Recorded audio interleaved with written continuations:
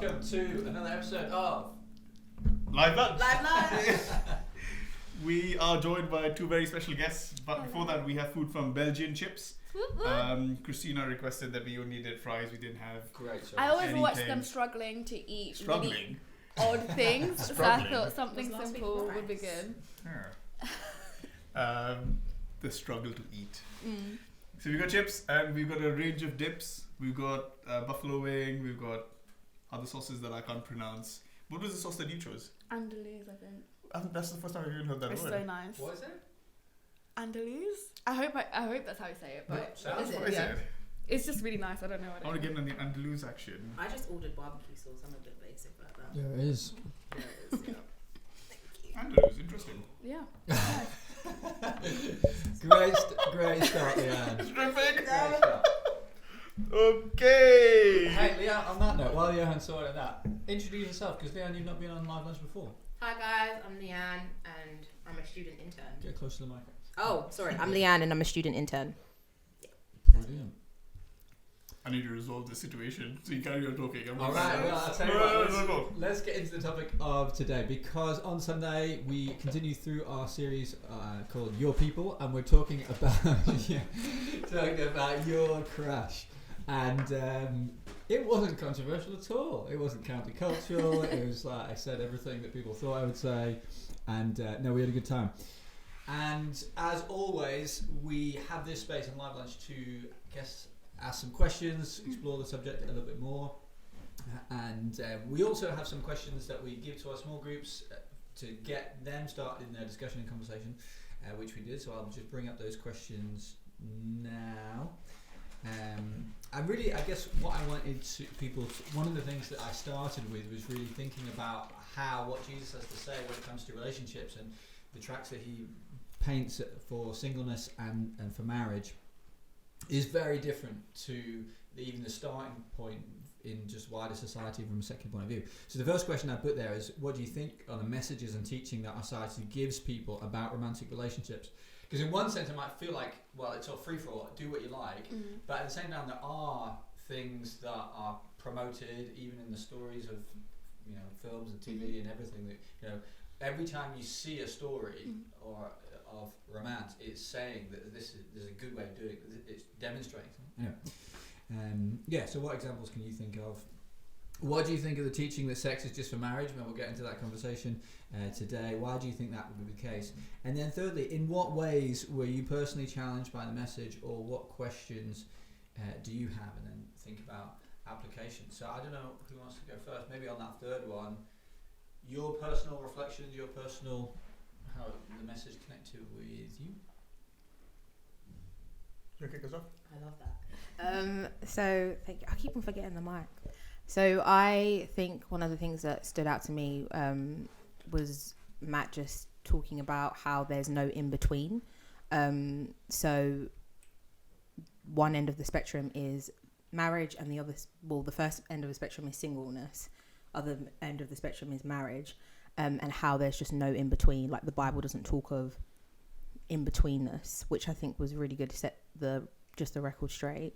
Which was quite challenging, because often with crushes and maybe like relationships, dating, you can often stay in the middle and just go, okay, I'm going to park myself here and I'm going to be comfortable here. But I think it was challenging because it helped me realize that actually there is a higher purpose in the whole romantic relationship thing, and it's good, like the standard is good. So yeah, that was really good to me. It helped me understand a little bit more about like how to deal with crushes and how to navigate those feelings, which I know we'll talk about a little bit later, which also brings me to lust as well, which I know we'll talk about later if we get there. But yeah, I think that was one of the things that just stood out to me, is that there's no in between. Like, let's not blur the lines there, and God's quite clear with that. So yeah. Yeah. And for you, like you're a student intern living in the sort of student world, and just how at odds. I mean, even from a Christian point of view, I think from what I was saying on Sunday, it was probably a more challenging end of the spectrum. Like, but just how out of step is it? Like, how out of step do you feel as someone who's trying to navigate that in the context of non-Christian friends? Like, do they even understand like that you would live your life in terms of like not just casually date, not just pursue relationships in that way? It's definitely like, I have two like really really good friends that are not Christian, and it's so bizarre to them, like, because they would purposely put themselves in situations that will show that they're single and they're ready to like do the in between. Whereas I'm like, no, I can't do that. Sorry guys, we'll probably have to do something else to spend time together. And they're just like, oh, like what? Like, so when I explain, when the conversation opens up and we start talking about why I wouldn't do those things, it's like, but this is pleasure. Like, this is how we like just do life. Like, what are you doing then? What are you living for? Which then opens to deeper dialogue about what are you living for, pleasures and stuff like that. So it definitely is so out of step, hence why listening to the message on Sunday was like, whoa, like even for me, who is somebody that believes in Jesus, that follows Jesus, that was still very countercultural to hear for myself and my worldviews as of now, which is good. I imagine it must be hard to present those kind of decisions in a positive way rather than a negative way. Yeah. Being like, no, I know that's fun, but I'm not into fun. Like, implicitly, you don't want to give that message. But like, I'm sure that's the way it can come across. They're like, do you not like fun? Do you not like other people? Are you just prudish or that sort of thing? Like, I think what you said about the person who knocks on the door of the brothel is searching for God was massive, because we aren't just pursuing physical pleasure in itself, we are pursuing something spiritual, and there's a depth to the pursuit of sex, I guess the way God ordained it, which goes far deeper than just momentary pleasure. And I mean, we could have an entire live lunch on that conversation, but that was for me a real standard thing, which helps you in the conversation. Like, I'm not settling for something lesser. I want to hold out for the greater. And I think that's a noble pursuit, isn't it? Christina, you are someone who is fairly recently married, so you have been single and into marriage. What's your reflections from Sunday, takeaway, how it connects with you? I think what you were speaking about, obviously singleness and marriage and the transitional period and not staying in that place, camping there, that was quite big for me. I think that was a really big takeaway. I think especially being in the student community and working there and leading and helping out, I think having people come up and ask about relationships, I often feel ill-equipped to be like, oh, this is how, I feel like that really gave me the tools to be like, no, this is the purpose for the relationship. It's transitioning you from A to B. If you're not ready for B, you haven't got your eyes set on B, then you shouldn't be transitioning into something you're not going to transition into.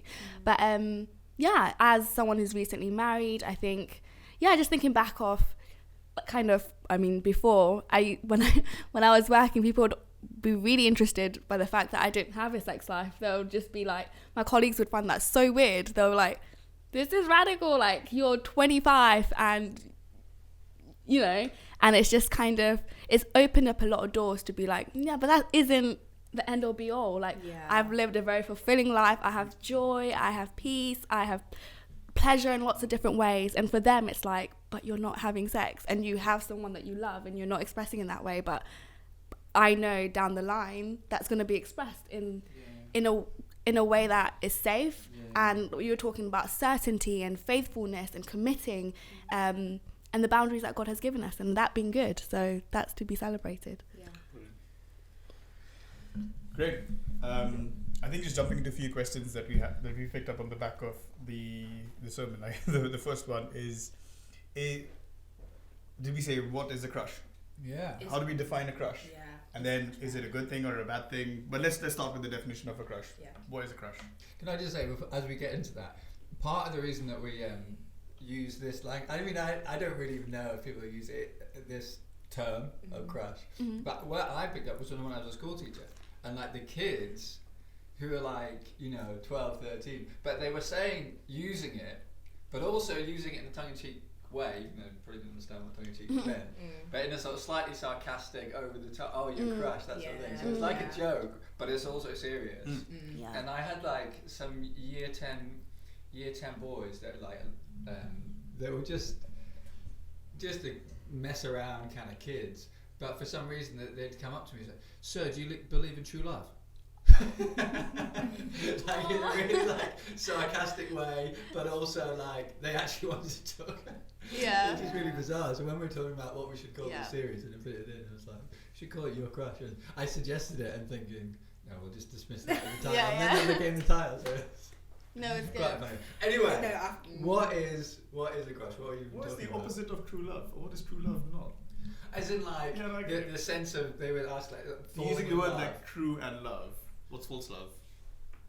But like, so they would kind of say, you know, Sure. infatuation. That's like, This is Livelunch. We just like speak what's on our mind. Yeah. But sorry, going back to this crush thing. Isn't it someone that you just desire to be with? Isn't that just the basic? Yeah. There's a desire for that person. For that person, not necessarily to be with. Really? So why are you crushing on them? Crushing on them as well. We use that terminology. It's good. There's No, a- I think, yeah. I think it's a desire like you just you desire them rather than to be with them. Yeah, you're right. Because with that, like to be with them comes commitment. Nobody's trying to do the commitment thing in this generation. It's like I just wanna, yeah. That's why it's so fleeting, crushes, because it's just like it's just not stable. Anyway, how would I define it? I think lusting after somebody. Wow. Is how I would define crushes. Yeah. Wow. I think we should. Is a crush a form of lust? Yeah. I mean, part of it is Lust like is desire. asking, is it a good or a bad thing as well? So I guess if you take that definition, be like, well, probably not. As in, it's probably a bad thing. I suppose I took it on Sunday as the beginnings of the potential beginnings of romantic relationships, which I think it can be as well. You know, it's the feeling, the noticing of someone, the interest, the romantic interest, and that sort of thing, which may or may not be, you know, lust, sexual desire, that sort of thing, or may, you know, move on to that. Yeah, so I guess That's a good. Yeah. there's different ways of thinking about it. I Yeah. suppose. It's the start of something that is life defining, isn't it? Like if the person that you have a crush on extends into the person that, or ultimately leads into the person that you do get married, that moment of infatuation becomes probably one of the most defining moments in your life. So in some ways, you want to be really careful at that starting point, because once you start down the path, it's trickier to come out of it or step out of it, before you get married. So I guess the question for me would then be, what takes it from a friendship? Now, of course, it could be. This is not talking about the instances where you see somebody for the first time, you're like, I love this person. But what separates it being from a really good friend and friendship, and you just enjoying being with the person and just enjoying the person for who they are, and then it being something that you begin to pursue romantic aspirations? Yeah. I guess it's really the reason I'm asking is because even in conversations with my young daughters, who really like some of their friends, boys or girls, in their school, and I need to navigate with them. What's the difference in this being something more than just a really good friendship? Yeah. And what's just a really good friendship, and you just really enjoy being with the person, same sex, opposite sex, whatever. But that's a friendship. So what's the difference between a friendship and a crush? Yeah, I think that it can feel like there's a cultural pressure in that way because of the stories we tell each other in terms of media and that sort of thing is all consumed with a romantic love, you know, a sexual desire love that sort of almost like eclipses all other types of love and, you know, and friendship and all those sorts of things. And so for you to be attracted to someone even on a friendship level, you can feel a cultural pressure to you want to be with them, you want to, you know, have a relationship with them that's exclusive and romantic and that sort of thing.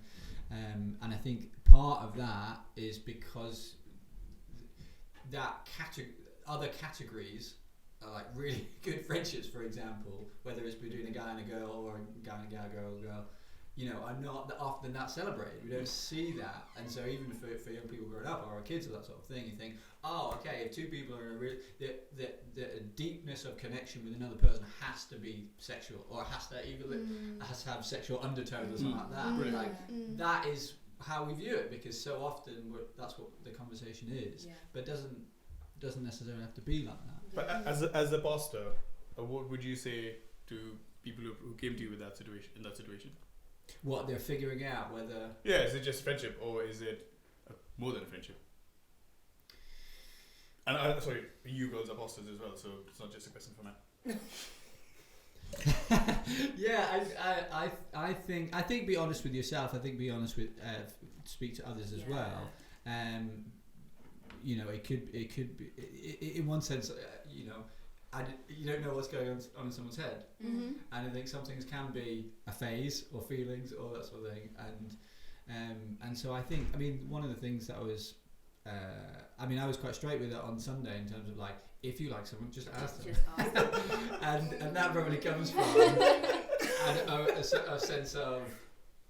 But I think it's helpful because it pushes people to draw a line. And are you ready to, if it is a romantic feeling towards someone, are you ready to actually start walking down that path? I think, and I probably particularly would want to push people in that direction, because it seems that, particularly for millennial generation, let me say, indecision and flakiness seems to be a defining thing. We'll just see how it goes. We'll just be like, I'm not sure, you're not sure, shall we commit, shall we not? Like, that is the soup that we swim in, or whatever. I don't know, that's a bit weird. The soup that we swim in? Sea that we swim in. Oh, sea that we swim in. So that's why I think it is more I'm going to go along the lines of it's more helpful just to define things one way or another, because I think go on. Well, I was going to say also, I think it's really good to like not do it in secret, because I think part of the definition of like crush, how I've understood it, is like you're doing it in secret, like, oh, you've got a crush, like, you know, when people are teasing you, it's like you don't want anyone to know, like, stop, the embarrassing part of it and stuff. So I think that bringing it out in the open, especially like growing up being an adult and stuff like that, you want to talk to people that are accountable to you and just say like, hey, this is how I'm feeling and stuff, so that there's not room for like temptation to do it, like, so that like you're doing this crush like alone, basically in private, like you're talking to your pastor about it, you're talking to maybe like your Christian peers about it, like, oh, this is how I'm feeling, all that stuff, so that it's done in the open. I don't know if that makes sense. Like, I think that that's also quite helpful, like navigating if you like somebody. Brilliant. That you could get advice and wisdom and stuff about it. Like there's definitely something about bringing it to the light. I think when we were just speaking, I was thinking of all the movies and stuff that we see now, and they shape culture, right?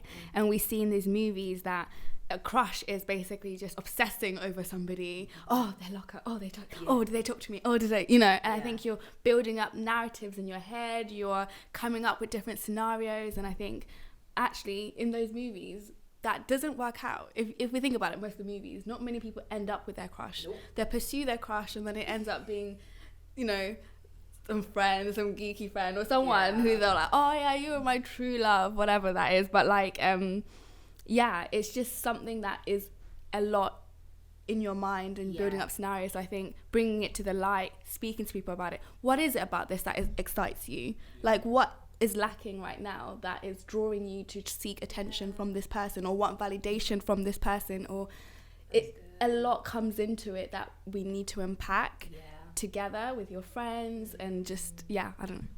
Because I guess implicit in that is that if we're talking about a crush in terms of someone that we notice, someone that we find attractive, that is something that happens to all of us at any stage of life, whether we're single, married, anything else in between.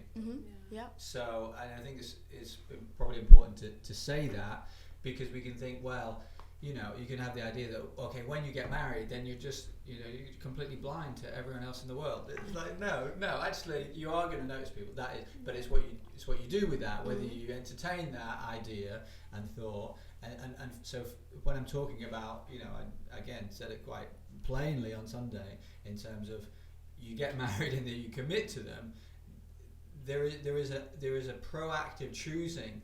Like faithfulness, proactive choosing the person that you're with again and again and again, because there is other ways to, you know, engage your mind or that sort of thing in terms of being unfaithful in your mind by entertaining ideas of other people, because you will be tempted that way.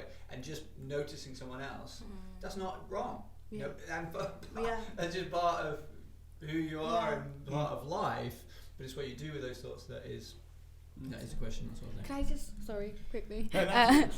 It made me think of, we had a student event on Sex Drive. I recommended it because I was like, let's talk to our students about how to manage this, because a lot of people are like, how do I get rid of this? And I'm like, God gave that to you. So I think it came up just when we were talking about our crush is bad. No, like it's a natural part of life, but it's about how do I manage this thing that has been given to me in a way that glorifies God. And what I really loved about what you said in your message was, is the way that I do relationships, is it showing my selfish desires, or is it glorifying God and pointing to Him? And so in that, it's about how to manage those things, and that's kind of what I talked about, bringing it in the open and talking to people about it. But in themselves, they're not bad, because it's just how God has created us. But how do we manage and move forward? Not parking yourself. Not parking yourself there. And let's go with that, because I think one of the very practical questions that I'm sure Christian couples are asking and trying to work out is the sense of boundaries. You know, I was very clear in terms of being like, no, actually, your affection for one another, it's right that is going to grow and change as your relationship deepens. But until you're married, the line into sexual behaviour needs to be staying that side of it.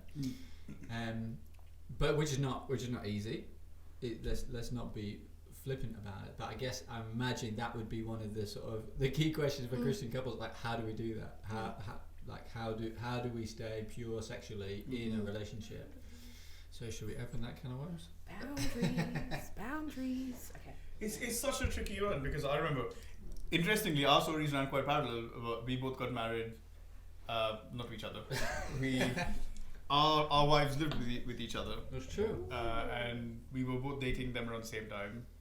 And then we both got engaged around the same time. Yeah, that's true. Wow. And then we both got married around the same as well. The same year. Yeah. And Catherine was a bridesmaid at our wedding, and Amy was a bridesmaid at your wedding. That's right. And I remember looking at you guys and just really respecting the way you did your relationship, and being like, hey, that's the impossible standard that we will never achieve. But yeah, I guess I'm sure you had your own set of struggles and trials and temptations, and we had a different set of struggles and trials and temptations. And I guess it's just finding what are the common principles that which help us then work out what our boundaries are. And I guess the key thing is, does this bring glory to God in what you're doing, and is the decisions that you're making bringing honor to God and the church? Yeah, go on, LeAnn. You were going to say something about boundaries. Yeah, I was going to say something about just like having boundaries in place. So this comes back to talking, for example, talking about having people that are accountable to you in relationships. So if you are in a relationship, and having that out in the open. So basically, I have a group of friends who, there's 6 of them, and they're all in relation. So boy, girl, boy, girl, boy, girl. They're all in a relationship. And during lockdown, it got really hard for them to just, basically not fall into temptation. So what they did, this is so weird, like to me personally, but like it's so good and it's so countercultural. Like everyone just be like, "What are you doing?" They had each other on Zoom. So like so the girl would be on Zoom while her 2 friends, like the boy and the girl, were together, and she would just watch, like, surveillance them. Wow. Like, so she's there holding them accountable. Watching them. Yeah, basically watching. Like, obviously she's doing her own thing. She might be doing work or something, but she was like, basically, like they can't fall, like they can't do anything. Well, they could if they were really that. Like, yeah, basically, but they know that this is what we put in place so that we don't do anything, because we're just trying to really stay pure. And that's one of the practical ways that they went about it. And I think when I heard that, I was like, wow, you gotta have some loyal friends, because that's a big deal. And I think that that's just one practical way of doing it. And then also like meeting up all the time and like groups of friends coming together all the time, that you're not left alone. And if you are, it's still in a group setting. So that's just one of the practical ways of like doing relationships as a Christian. But yeah, that's just one thing I've learned from my friends in a relationship. That's great. Yeah. What would you say if one person felt that they were ready for marriage and the other person wasn't quite there yet? And I guess that's quite an interesting dynamic when you're in a relationship, pre getting engaged. Are we there yet? Are we ready? What sort of advice would you give people with regards to those type of boundaries? I guess that's why I really liked what Matt was saying on Sunday, because he was saying if you're not ready for that commitment, if you're not ready to walk down that road, then why are you in the transitional process to get there? Do you know what I mean? It's not about camping there. So I think... But so sometimes one person can be ready to move on or move like now it's like, now I'm ready, and then it's like now I'm... I think... Or would you even have that conversation before you make the relationship official?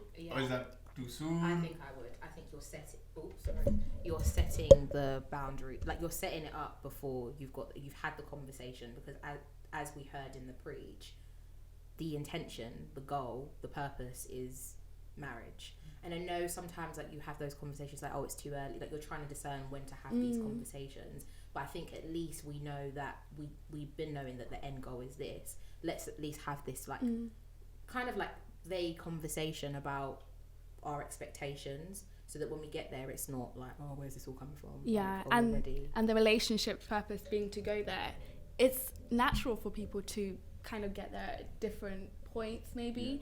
And I think that's where community comes into it, where it's like, so things come up all the time. Every time we have sermons on stuff, something always comes up. And then that might make you think, wait, am I ready? And I think it's good, it's healthy to take moments to check your health and be like, okay, God, what are you saying? This is why you're saying in relationship, be praying to God about wisdom, be seeking God and be like, is what you're saying, this is the way you should go? And if not, then end it. If so, maybe there's counselling that you need to go to. Maybe there is, we have Thrive Story. We have so many different, I'm not typing Thrive Story, but you know what I mean? There's so many different avenues for us to explore why we may not be ready. And that doesn't mean you'll never be ready. Actually, you may need to just go through that process to be ready, and that's fine. And then, Yeah, I think just to add, you're going to wrap up in a sec. No, I mean, I'm loving this conversation. Let's keep going. Yeah, let's keep going.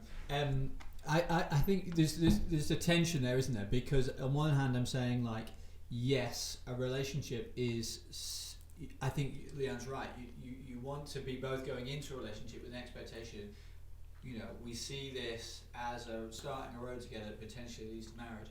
But at the same time, I think you also want to recognise that it's a process of figuring out whether the step will be to marriage, because I think sometimes it's not, but it can also feel like the worst thing ever to go down that road and then end the relationship. And of course that is painful, and I feel people can feel the pressure, let's be honest, especially in church settings, especially in Christian settings, where there is that high value of marriage, and there is that, they've got together, when they're going to get married, that sort of thing. And that's really unhelpful, because I think we need to redeem a sense of, no, actually, relationships that are pre-marriage is a figuring out process. Because the worst thing is not to break up. The worst thing is to get married when it's not right. And we need to be honest about that. And I think other people, you know who you are, other people who put pressure on couples is really unhealthy. You've got to recognize, okay, they're getting to know each other. That's good. They want to do it in a good way. That's good. Let's support them doing that. And if that relationship doesn't lead to marriage, then let's support. Let's not do all that we can to take away any sense of stigma, away any sense of shame on that, because that is a positive faith decision. And that takes a lot of faith to end a relationship that when you know actually it's not right. And actually that doesn't mean that the last few months, however, was wrong. No, if you've done it well, and there's another aspect of pursuing purity. If you've done it well, there's no need to feel guilty or shameful about that. Actually, that's a good decision because you're following Jesus, and that's what it's about. So good, mate. As somebody on the other side of the crush and the marriage, being married, you absolutely don't want to waste your time on relationships which aren't going to go anywhere, and I get all of that. But do you think for somebody who's starting out, maybe it's a young person or maybe somebody who's new to the faith, say, okay, I want to do relationships well, is putting the let's call it burden of marriage onto the start of a relationship sometimes an unhealthy pressure, or do you think no, that's the way it is and that's how you should do it? I think it's not an unhealthy. Well, it can be an unhealthy pressure if you talk about it in the wrong way. I think what's important early on, I think what Catherine and I did, was we checked where each other are at in terms of having that shared sense of what this relationship is a figure out process to see if marriage is right. I think that you can do that in a way that doesn't feel like the pressure. Now, of course, family members, friends, they may bring an external pressure to you, but you just got to try and resist that to the extent that you can. I don't think it does. I think it's better to define a sense of expectation than actually just it being the thing that you're not talking about. And then because you might be on different pages. You might be, and I think that's important to get out in the open early on, because one of you might be like, I'm really ready to get married, like next month, and the other person's like, whoa, wait a minute, I'm open to the marriage thing, and I'm figuring it out. And that comes down to temperament and you've got to respect one another in that. But it's better to talk about than not talk about. But like Christina and LeAnn, from your perspective, if marriage was set at the start of the relationship, would that make you want to get deeper into the relationship quicker, or to explore it, or would you feel like, I've just met you, chill? Like, do you mean like he said we're getting married, or is he saying we're dating with the intention to get married? Yeah, the latter. I definitely would say cool. Like, you've set the standard, cool. Like, let's go, because then I know that you're not wasting my time, and you're not gonna be like, oh, like if we get to a stage where we're like, actually, I just know where you're at. I think he's communicated from the start like where he's at, which I think is good, but there's no pressure, like, because if things don't go, we're not going in the same direction, we both know that like it's blessed and we can go our separate ways, but at least we've had that conversation from the start that there is purpose to this, and the end goal could potentially, if it works out, marriage. Do you want to add anything, Christina?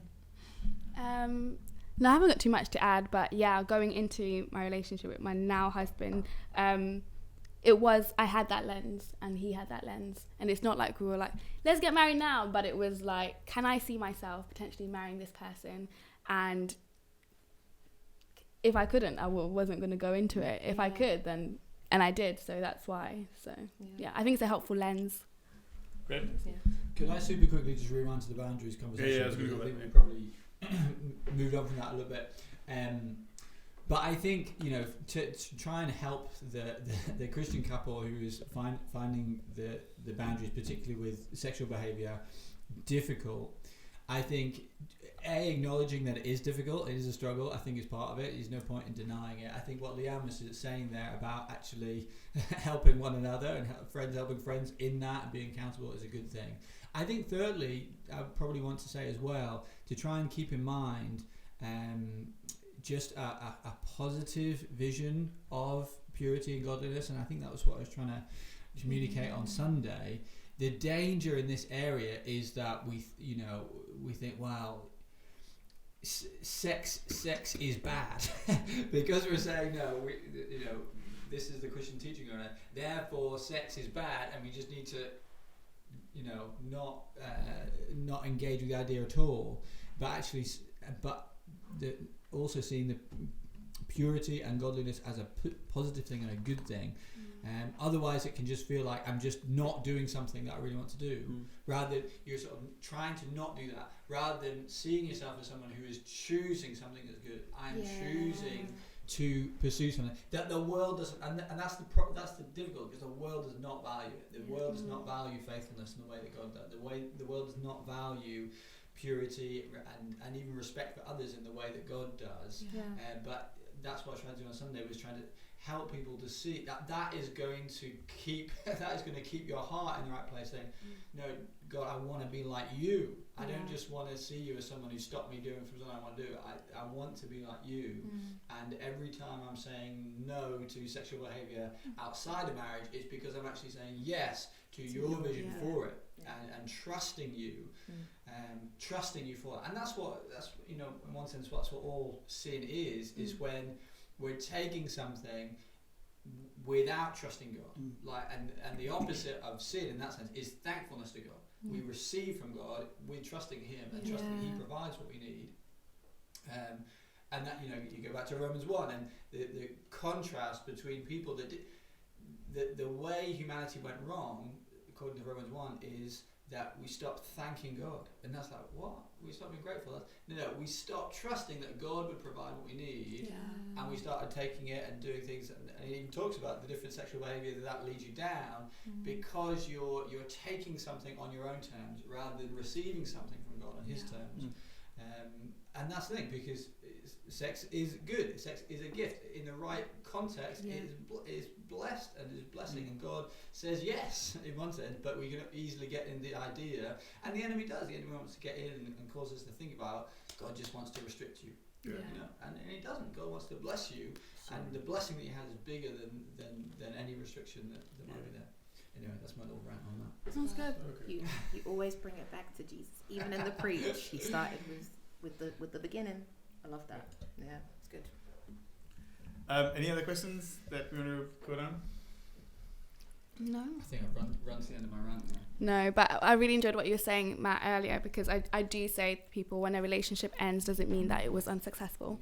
So I really like that you spoke about that, because a relationship ending could be a successful thing, because you've done the purpose of figuring out whether or not this is the person I want to spend my life with. And if you realise that's not, that's successful. So I just really want to build on that. Well, I think it was such a good preach. I was talking to a couple of other people, married people, and they said, surprisingly, as married people, we got a lot from that preach. That's good. I feel like I was listening to it and like, wow, that is shaping my thinking and is changing my heart.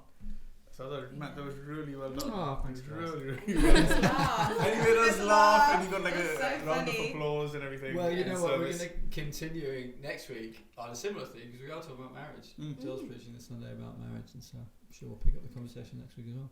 Great. So next week we are back with your marriage. So it's cool. Is it called your marriage? That's cool. Is it? Or is it your partner? Your partner, man. Your partner. Thanks so much for joining us. Thank you so much, LeAnn and Christina. It's been so much fun having you with us. And please come back. We love what you have to say. Cool. Thanks, Matt. See you, everybody. All right. Bye.